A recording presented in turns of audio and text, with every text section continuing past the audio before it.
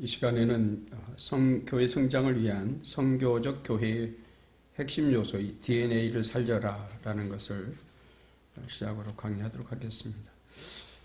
프로스트와 허시라고 하는 그런 학자가 있습니다. 이분들은 그 성교에 대한 그런 관심이 많은 분들이고 그렇습니다만은 이분들이 세 가지 핵심 요소를 강조합니다. 첫째는 성육신적인 교회가 되어야 된다랍니다. 성육신적인. 그러니까 주님께서 이 땅에 오실 때 그 인간의 몸을 입고 오셨지 않습니까? 성교적 교회론이 가지는 가장 이상적인 중요한 그 유전인자가 뭐냐라고 했을 때 그건 성육신 원리에 있다라는 겁니다. 하나님의 보내심을 받은 주님은 이 땅에 우리의 모습으로 성육하셨어요. 인카네이션 하신 것이죠. 이게 이제 요한복음 1장 14절에도 나오고 빌립보서 2장 5절 이하에도 나옵니다만은 세상으로 보내진 교회는 주님의 몸으로서 예수님의 제2의 성육신과 같다라는 것이죠. 그렇다면 여기서 정말 강조되어야 되는 게 뭐냐라는 겁니다. 예수님이 이 땅에 낮은 자세로 오셨습니다. 신이 인간의 몸을 입고 오셨습니다. 교회가 세상의 그 눈높이처럼 함께 낮아져야 된다는 겁니다. 목회자도 낮아져야 되고 성도들 자신도 낮아져야 된다는 겁니다. 그 성도들이 그 세상 사람들과 낮아질 때 그들이 감명을 받는다는 겁니다. 그래서 저는 그 비근한 예로요. 그들이 그 정말 약한 부분의 마음을 항상 설교마다 건드려 줍니다. 그들의 아픔, 그들의 힘든 현실, 그 하루하루 살아가면서 버겁게 살아가는 그들의 모습을 항상 메시지마다 건드려 줍니다. 그러면 그들은 울컥하고 웁니다. 그래서 교회가 기다려집니다. 주일이 기다려집니다. 이야기합니다. 그리고요, 메시아적 영성이 그 DNA라는 것이죠. 성교적 교회는 세상을 향한 메시아적 영성으로 무장돼야 됩니다. 이 메시아적 영성이라고 하는 것은 뭐냐면은 교회 안에서의 영성이 아니라 예수님이 세상을 구원하시기 위해서 이 땅에 보여주셨던 사역과 삶에 대해 나타난 메시아적 영성인 건데요. 그것은 뭐냐면은 낮은 자와 함께하라는 겁니다. 낮은 자. 그래서 교회의 존재와 활동은 모두 구속사적인 것이어야 됩니다. 그리스도의 고난, 그리스도의 죽으심, 그리스도의 부활, 그것이 바로 구속사인데요. 그 점이 정말 강조돼야 됩니다. 메시지를 강조함에 있어서도 교회가 어떻게 하면 성장할까라고 했을 때 메시지가 매우 중요하지 않습니까? 나중에 이제 그게 계속 강조해서 나오겠습니다만은 구속사적인 메시지여야 됩니다. 예수님의 고난, 예수님의 부활, 예수님의 죽으심, 그 구속사가 반드시 나와야 됩니다. 그렇지 아니하면은 그 설교는 어찌 보면 죽은 설교라고 보는 것이죠. 저는 예배 설교학을 박사학위 공부했습니다만은 이 정말 구속사적인 성경 해석, 구속사적인 메시지, 이것만이 정말 복음의 가장 중요한 핵심이다라고 보는 것이죠. 또 학자들도 그렇게 이야기하고요. 성교적 교회는 그래서 구속적인 그런 캐리그마와 메시지를 가지고 복음을 전해야 되고 또 설교해야 된다라는 것이죠. 그것만이 세상의 소망이 될 수 있습니다. 그리고 우리가 이제 리더십이라고 하는 게 또 나중에 나오겠습니다만은 이 리더십을 좀 더 한 가지 이야기하자면요. 오늘 이 허시라고 하는 학자라든지 이분은 무슨 말 하냐면은 사도적 리더십이 돼야 된다라는 거죠. 이게 조금 우리에게 얼뜻 이해가 안 될 수 있습니다만은 들어보시면 이해가 될 수 있습니다. 성교적 교회 리더십은 크리스찬적인 그리고 제도적인 교회가 가지는 계급적, 관료적 리더십 구조가 아니라 다시 말하자면은 권위를 내세우는 그런 리더십이 안 된다, 그 해서는 안 된다는 거죠. 그런 리더십이면 안 되고 우리가 사도적 리더십, 우리가 현재 이곳에 머무르지 않고 하나님 나라 확장을 위해서 열심히 뭔가 미래를 향해서 추구해야 된다. 가치를 추구해야 된다는 것입니다. 그 속에는 크리스찬적인 구조가 있고 그렇습니다만 카타콤 기독교 정신, 풀뿌리 복음 운동을 회복할 수가 있습니다. 교회는 하나님의 선교의 행위로 탄생됐습니다. 이에 교회는 생리적으로 선교 DNA를 가지고 있는 거죠. 자, 다시 강조합니다. 교회는 언제나 생리적으로 선교의 DNA를 가져야 돼요. 선교하자. 첫째도 선교, 둘째도 선교, 셋째도 선교입니다. 보통 우리가 설교를 하고 이제 예배를 끝나면은 우리 예배 끝났네. 다 이제 우리 교제하고 차 마시고 우리 그리고 다른 일 하자 이렇게 되지 않습니까? 또 집에 가기도 하는데 그걸로 그치면 안 됩니다. 예배 드리는 목적이 있습니다. 예배 드리는 목적은 나가서 복음 전하는 겁니다. 그래서 주일은 온전한 주일을 지켜야 돼요. 그래서 조금씩 이렇게 주일 예배 끝나고요. 주일 예배 끝나고 이렇게 그룹으로 해서 몇 사람씩 나가서 전도를 꼭 할 필요가 있습니다. 그게 오랜 시간 아닙니다. 약 한 10분이면 됩니다. 저희 교회도 이렇게 전도지 나눠주고 건빵 주다 보니까 저희 소나무가 있습니다만 소나무 밭이 있는데 가서 운동 나온 분들한테요. 아유 안녕하세요. 반갑습니다. 예수님 믿으세요. 우리 함께 예수님 믿고 축복받아요 하면서 이렇게 자연스럽게 웃으면서 복음을 전하니까요. 너무 좋은 거예요. 교인들도 좋고요. 그들도 또 건빵 하나 더 달라고 하고 막 그럽니다. 이렇게 뭔가 현실적으로 전도할 필요가 있습니다. 그래서 교회는 선교의 행위로 탄생됐어요. 그래서 생적인 교회가 선교 DNA를 가져야 되는데 교회는 선교 없이 전도할 수 없습니다. 존재할 수가 없습니다. 교회 존재론적인 그런 자기 이해를 갖기 위해서라도 선교하는 교회가 돼야 된다. 정체성이 분명해야 됩니다. 선교해야 된다. 구제하고 선교하고 구제하고 선교하고 예배하고 찬양하고 경배하고 기도하고 성령 충만하고 이러면 교회 정체성이 바로 서는 거예요.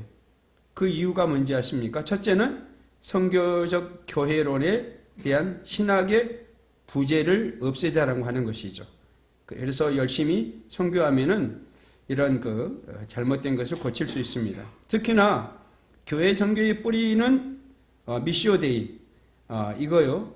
하나님의 선교지 않습니까? 이걸 반드시 세워나갈 수가 있습니다. 선교는 하나님이 인간 사회를 향해 행하시는 많은 이들 가운데 하나로 보는 견해가 있어요. 그게 뭐냐면은 선교는 보내는 거예요. 보내는 겁니다. 그 다음에 이연전적인 선교 시각이 필요합니다. 선교라고 하는 개념이 일부 특별한 소명을 받은 자들만이 선교한다라고 생각하시면 안 됩니다. 타 문화권 속에 가서 복음 전하자 그것만 외쳐야 되면 안 됩니다. 그건 맞습니다. 타 문화권 다른 나라에 가서 복음 전하는 거 이거 반드시 필요합니다. 그것은 선교사님들에게 주어진 뭐예요? 아주 광의적인 그리고 그들이 활동성이 있게 할 수가 있는데 우리는 이 국내에서 우리 지방에서 우리의 마을에서 작게는 우리의 울타리 안에서 바운드리 안에서 우리가 복음을 전할 수 있는데 그때는 뭐냐면요. 우리는 그때 나도 소명을 받은 자야. 나도 소명을 받았어. 나도 복음 전해야 돼. 이 마음을 가져야 되는 거죠. 오늘날 교회가요. 그간의 교회가 그냥 앉아서 예배드리고 그것으로 만족하고 그랬다면은 이제는 선교에 참여하는 교회가 돼야 됩니다. 참여해야 돼요. 그래서 뭔가 좀 패러다임을 좀 불러일으켜야 됩니다. 그것은 뭐냐면은 그냥 오는 성도가 있으면은 감사하고 그 성도 세가적으로 받아들이고 그것으로 만족했다면은 그런 것도 하지만은 나가서 선교하고 구제하고 그 다음에 열심히 제자 훈련시키고 그 다음에 중요한 게 있습니다. 외부의 다른 주위 사람들 있잖아요. 주민센터에 가면은 주민센터에 여러 사람도 있잖아요. 그러면 거기에 주민센터에 그 대표자도 만나서 사귀어 놓고 그러면은 교회가요. 선교가 되는 거예요. 그 교회 참 좋은 교회다고 이렇게 평가를 내립니다. 그러면은 새 가족이 올 수가 있어요. 교회 소문 좋은 사람들의 그 말을 타고 말에 의해서 그 교회 좋은 교회다라고 그 말에 의해서 교회로 오게 되는 거거든요. 그래서 교회가 선교라고 하는 여러 채널을 통해서 선교할 수 있습니다. 또 전도가 되고 부흥할 수가 있습니다. 그 다음에 담임 목회자와 목회 비전과 철학이 중요합니다. 우리가 목회자라면은 그 비전과 철학이 다 있을 겁니다만은 교회 방향은 그 리더자의 최고 리더자에 의해서 좌우됩니다.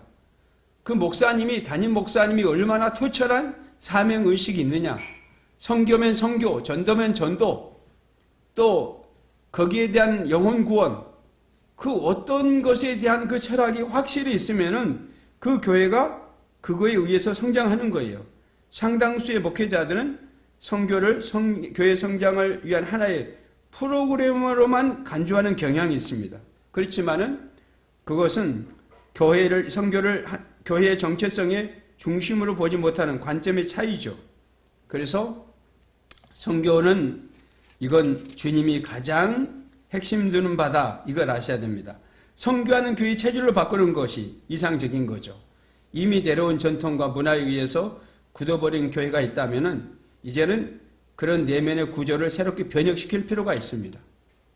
어떤 목사님이, 이제 좀 젊은 목사님인데 교회에 새로 이렇게 부임해서 옛날 전통적인 것도 좀 살려가면서 변혁을 이루기 시작했습니다.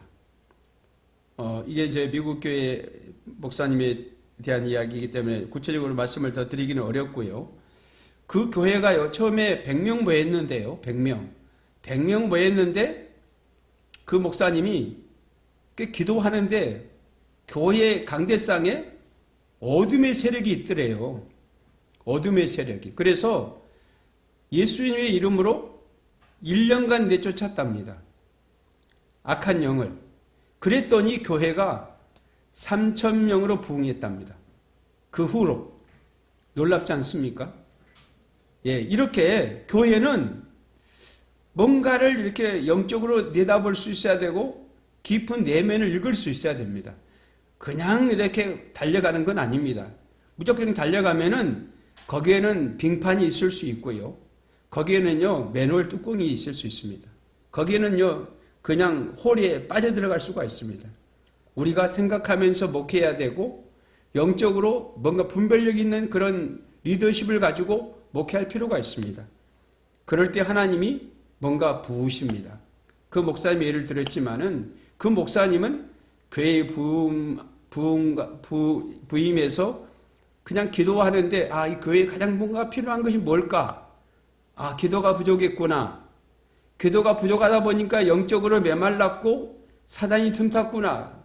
그래 보니까 검은 시커먼 것이 있는데 예수님으로 내쫓았다라는 거예요. 그리고 교회가 점점 성장했는데 나중에는 3,000명까지 부흥했다라는 거예요. 놀랍죠?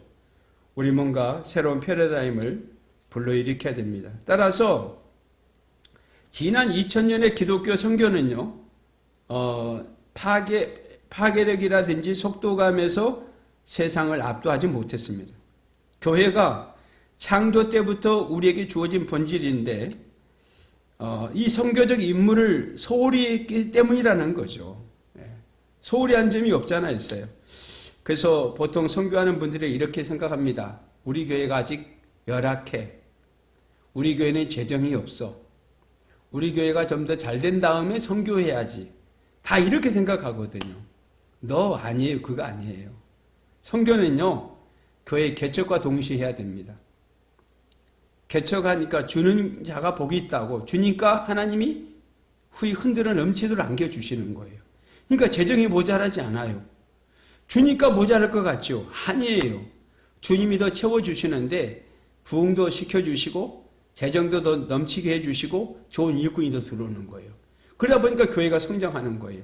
그 원리를 아는 목사님들, 그런 원리를 세워나가는 교회는 반드시 성장했다라는 것이 교회의 통계입니다. 그래서 주는 교회가 되자. 그리고 이 선교적인 임무를 소홀히 하지 말자라는 것이죠. 이제 세상을 향한 교회 선교는 어떻게 해야 되는가? 마치 중력에 의해서 끌려가듯이요. 관행으로는 더 이상 소망이 없습니다. 다시 말하자면은 뭔 제도, 옛날 했던 거 그 프로그램 그런 것만 갖고는 안 됩니다. 살아 역사하시는 성령의 역사, 이게 있어야 됩니다. 감화가 일어나야 되고 감동이 일어나야 되고 성령의 폭발적인 역사가 일어나야 되고 막 기도하면은 때로는 병든 자가 치유받기도 하고요. 연약한 자가 강함을 얻고요. 그리고요, 그의 묻은 문제가 해결되기도 돼야 됩니다. 저희 교회는 그 서승훈이라고 하는 청년이 서울 FC 축구 선수였는데요. 이 친구가 이제 축구를 그만두고, 나 이제, 경찰 공무원 돼야 되겠다 해서 경찰 공무원이 됐어요. 지금 이제 청와대에서 근무하다가 얼마 전에 일반 이런 주민센터로, 그 주민센터 일반 경찰로 들어갔는데요. 그 친구가 이제 그 시험 보는 그날 체력 테스트를 하는데 그 전날이요, 몸이 굳어버렸습니다. 몸이 굳어가지고 달리기를 하고 체력을 해야 되는데 몸이 굳어버린 거예요. 다리가 딱 굳어 있어요.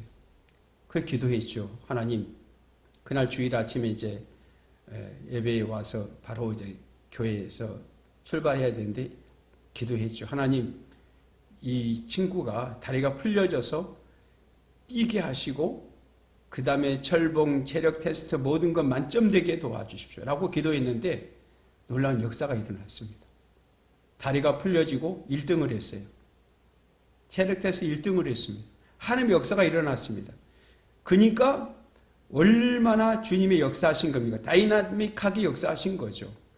우리에게도 뭔가 이렇게요, 새로운 역사가 자꾸 일어나야 됩니다. 변혁이 일어나야 됩니다. 그래야만이 중력에 의해서 끌려가는 그런 관행을 탈피해서 새로운 소망 있는 교회가 되는 것이죠. 코로나 이후에 교회가 하나님의 나라 확장을 위해서 총체적으로 일어설 때입니다. 지금 일어나야 됩니다. 그래서 전도 안 된다, 남들이 전도지 주면 그냥 뭐 버린다, 이런 인식 가지면 안 됩니다. 그 중에는요, 100명이면 100명, 1000명이면 1000명 가운데 주님의 말씀을 그리워하고 교회를, 나에게 누군가가 교회 가자라고 교회를 한번 이끌어 줄 수 있으면 좋겠다라고 기다리는 사람이 단 한 명이라도 있을 수 있습니다. 우리는 그걸 보면서 전도해야 됩니다. 그럴 때 하나님 역사하죠. 그래서 선교적인 교회가 정답이다, 이렇게 볼 수가 있습니다. 남아프리카 공화국의 이 선교학자인 데이비드 보시라고 하는 분이 있어요. 그분은 선교를 구원을 베푸신 하나님과 구원이 필요한 세상사의 끊임없는 대화에 참여하는 것이다 라고 보았습니다. 그러니까 하나님과의 대화, 세상 사람들과의 대화, 이게 끊임없이 이루어져야 됩니다. 하나님과의 대화는 뭐냐면은 하나님 앞에 끊임없이 기도하는 겁니다. 그리고 세상 사람들 향해서는 끊임없이 노크해야 됩니다. 그들에게 지지를 보내고 그들에게 사랑을 보여주고 그들에게 필요한 것 있으면 주고, 그래서 그들의 전도 대상자를 분류하는 거예요. 이 사람은 탁월한, 이 사람은 그 교회에 나올 수 있는 사람, 이 사람은 중간, 가치 있다, 중간에 대한 그 정도의 어떠한 평가가 있었고, 이 사람은 아예 좀 모자라다, 아예 교회에 나올 수 있는 희망이 없다, 그러면 세 가지로 분류합니다. 분류를 해서 계속해서 채워나갑니다. 전도에서 이 사람 나올 수 있는 사람은 전도 집회나 아니면 교회 주일날 어느 날, 추수감사절날 아니면 성탄절날 이렇게 초청하고요. 그 다음에 중간치는요, 좀 끌어올리는 거예요. 안부도 전하고, 전도하면서도 만나면 인사하고, 가족 인사도 안부도 묻고, 그 다음에 그에 관심이 얼마나 있는가 놓고 합니다. 그렇게 해서 자꾸만 이렇게 세상 사람들과의 대화를 가져다 주는 거죠. 그의 이 보시라고 하는 분의 그 선교에 대한 명제가 있습니다.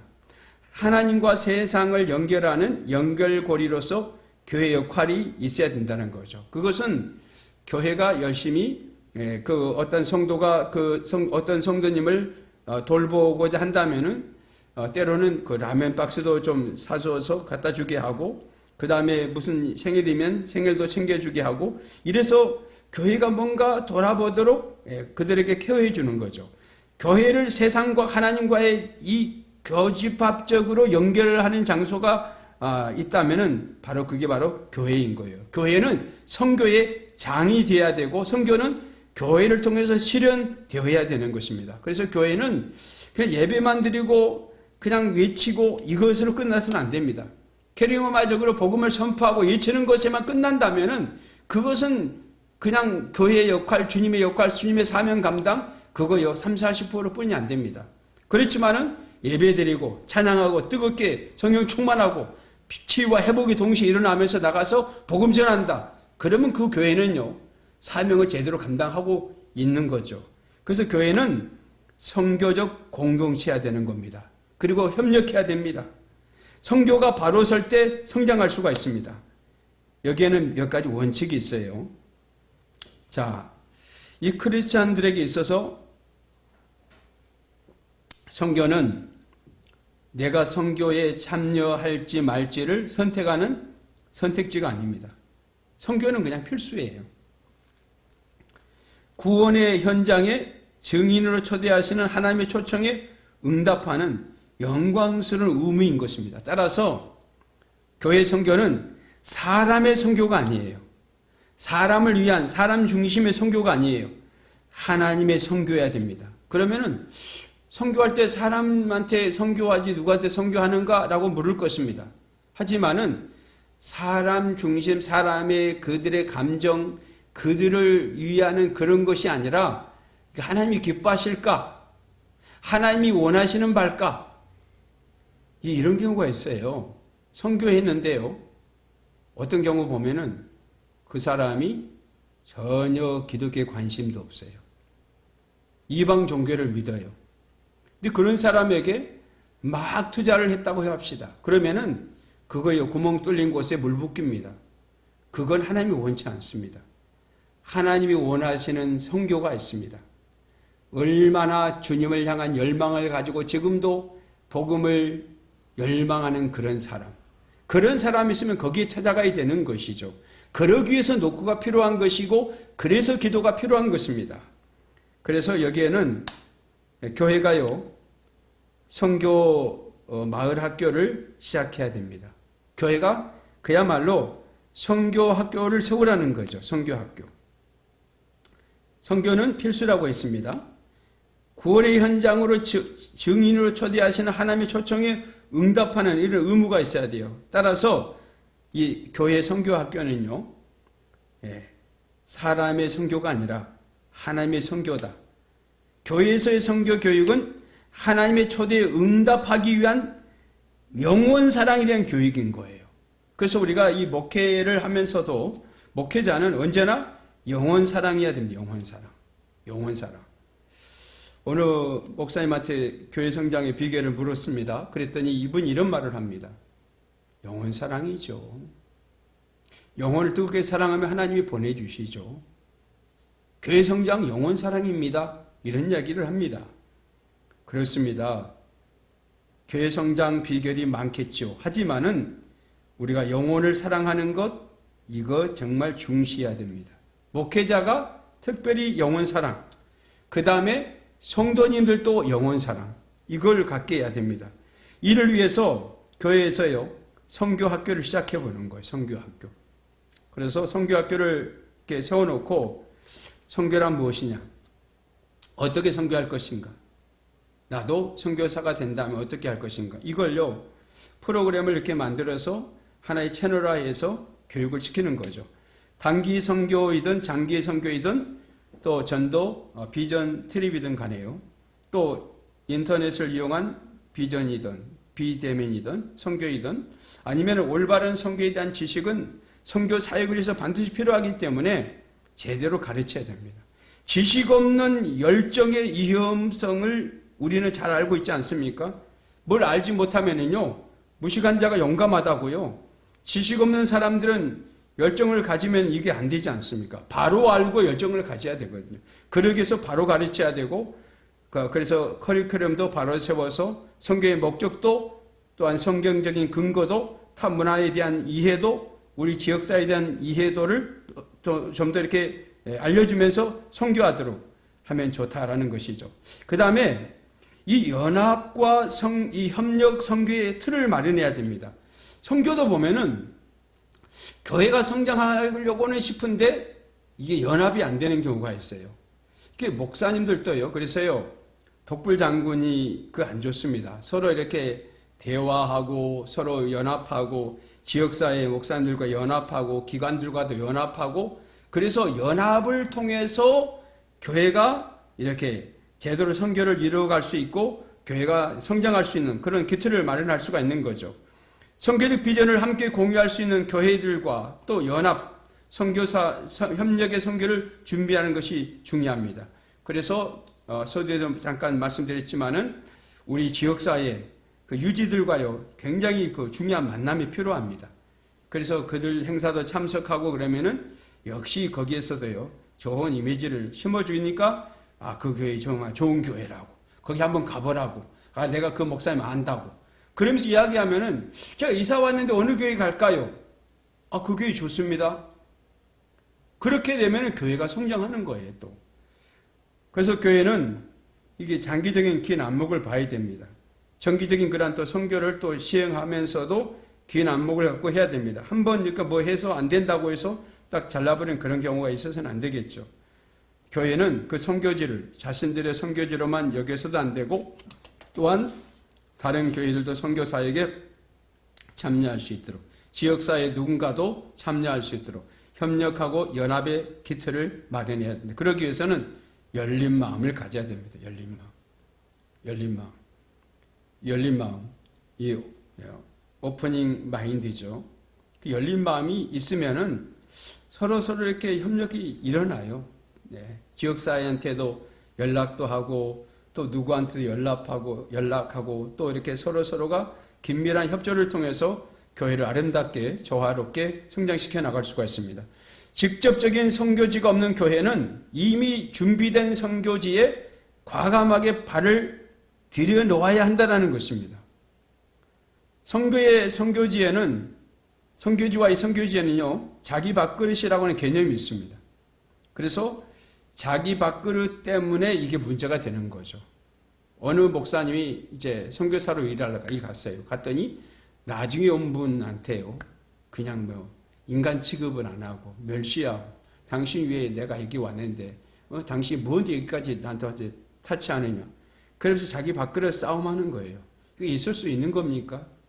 그렇게 됐으면 어차피 서로 협력하고 서로 이렇게 이해하고 이렇게 해야 되는데 이게 교회 안에서도요 정말 이렇게 뭔가 하나 되지 못하면은 그 선교라고 하는 것이요 이렇게 깨질 수가 있습니다. 그래서 목사님들은 그 선교에 대한 개념을 충분히 심어줘야 됩니다. 옛날 한경규 목사님은 그런 경우가 있으셨다고 그러지 않습니까? 당회원들과 같이 이렇게 교회 앞으로 이런 행사 이런 일을 하려고 하는데 우리 좀 같이 협력하십시다 했을 때 어느 한 분이라도 거기에 너 하면은요 그 행사 안 하셨어요. 그분이 그냥 인정할 때까지 또 그분이 하자고 할 때까지 그리고 기도하고 기다려줬다고 하는 경우가 있었습니다. 우리도 뭔가 이렇게 교회 안에서 하나가 되지 못하고 뭔가 이렇게 자꾸만 이렇게 뒤틀리는 그런 하나 되지 못하는 모습이 있다면은 하나 되도록 만들고 선교에 대한 취지도 충분히 심어주고 그러면서 개념이 제대로 심어질 수 있도록 하면서 선교에 있을 때 교회가 성장할 수 있다. 선교의 방향과 올바른 선교관을 가지고 있는 교회라면은 어느 선교에도 참여할 수 있는 상생과 서로 살아나고 서로 살리고 협력과 연합의 선교가 이루어져야 되는 것이죠. 누구나 선교라고 하는 큰 그 목적을 위해서는 조력자의 역할을 해야 되는 것입니다. 조력자. 자, 지금 제가 칠판을 좀 안 썼습니다. 조력자.